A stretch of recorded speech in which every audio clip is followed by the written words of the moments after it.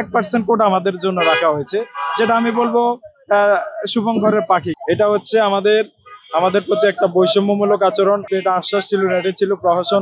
আমরা দৃষ্টি প্রতিবন্ধী সহ সকল ধরনের প্রতিবন্ধী ব্যক্তিবৃন্দ 2018 সাল থেকে আমরা রাজপথে আছি।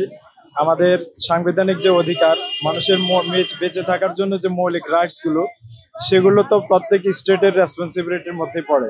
যে প্রতিবন্ধীদের কর্মসংস্থান, তাদের বেকারত্ব দূরীকরণের, আমরা কোথাও বিগত গভর্নমেন্টের আমলেও আমরা বারবার আমাদের দাবিগুলো জানানোর পরেও তাদের প্রশাসনের পক্ষ থেকে আশ্বাস বারবার আমাদেরকে দেওয়া হয়েছে, কিন্তু এটা আশ্বাস ছিল না, এটা ছিল প্রহসন। আমাদেরকে নিয়ে কোনো ধরনের অ্যাক্টিভিটিস তারা করে নাই।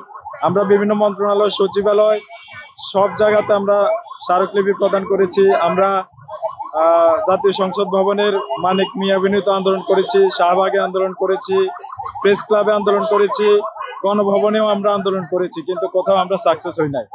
এটা হচ্ছে আমাদের আমাদের প্রতি একটা বৈষম্যমূলক আচরণ। আমি বলবো, আমি একজন দৃষ্টি প্রতিবন্ধী, আমার বাবা মা কেউ বেঁচে নেই, ক্যান্সার আক্রান্ত। আমি লক্ষ্মীপুর জেলা থেকে প্রথম পোস্ট গ্রাজুয়েট এবং জাহাঙ্গীরনগর বিশ্ববিদ্যালয় থেকে ইন্টারন্যাশনাল রিলেশনসে আমি অনার্স, মাস্টার্স, বিএড, বিএসএড সহ অসংখ্য ডিগ্রি নিয়ে বসে আছি। এক্সট্রিম মশার কয়েল প্ল্যান্ট ফাইবার দিয়ে তৈরি, ডেঙ্গু, চিকুনগুনিয়া বাহি সহ যে কোনো মশার বিরুদ্ধে দেয় এক্সট্রিম সুরক্ষা। আমি দীর্ঘ 8 বছর এমন কোনো গভর্নমেন্টের সেক্টর না যেখানে আমি ট্রাই করি নাই। একটাই কারণ, যে আমাদের প্রতিবন্ধীদের কোটা নাই। ভাই, কোটার কারণে যে আন্দোলন হয়, প্রতিবন্ধী ব্যক্তি যারা পিছিয়ে পড়া জনগোষ্ঠী, তাদের যে কোটা ব্যবস্থা, এটা তো 1972 সালের সংবিধানে এটা দিয়েছে। তো সেই জায়গায় সংবিধান অনুযায়ী যদি একটা রাষ্ট্র চলে, একটা স্টেটকে রেগুলেট করা হয়, তাহলে আমাদের কোটা ব্যবস্থাটা মানার সমস্যাটা কোথায়?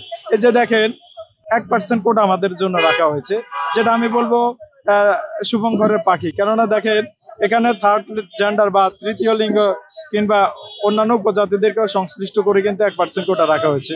আমরা বলবো, আমরা যদি কোটা ব্যবস্থা, যেহেতু একটা বিতর্কের বিষয়, আমরা যদিও দাবি করি যে প্রথম এবং দ্বিতীয় শ্রেণীর যে যেমন বিসিএস থেকে শুরু করে প্রথম নবম গ্রেড থেকে শুরু করে যে চাকরিগুলো রয়েছে, সেগুলোতে যেন আমাদের প্রথম এবং দ্বিতীয় শ্রেণীর চাকরিতে 2% কোটা দেওয়া হয়।